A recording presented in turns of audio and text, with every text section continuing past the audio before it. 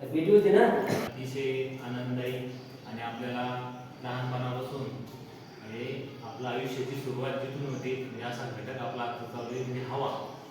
याच्यामध्ये आपल्याला आता एक प्रयोग बघायचा आहे की ज्वलनास मदत करणारा हवेतील एक घटक आहे तो कशा प्रकारे ज्वलनास मदत करतो हे प्रयोगच्या माध्यमातून आपण आज पाहणार आहे.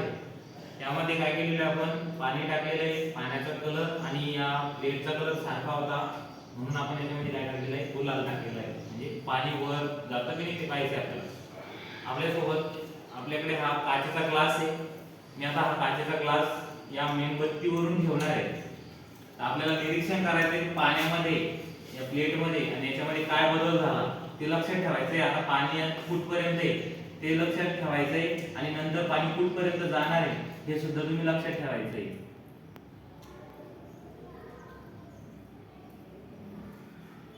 आता हळूहळू आपल्याला इकडचं पाणी कमी होताना दिसलं आणि हे जे पाणी हे वर चढलेलं दिसलं समोरून शूटिंग.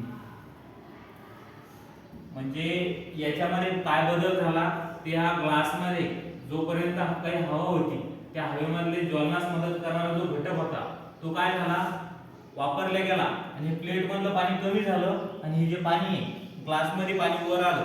म्हणजे ज्वलनास जो एक वायू मदत करतो तो वायू कोणता आहे तर ऑक्सिजन वायू आहे. कोणता वायू आहे, ऑक्सिजन वायू.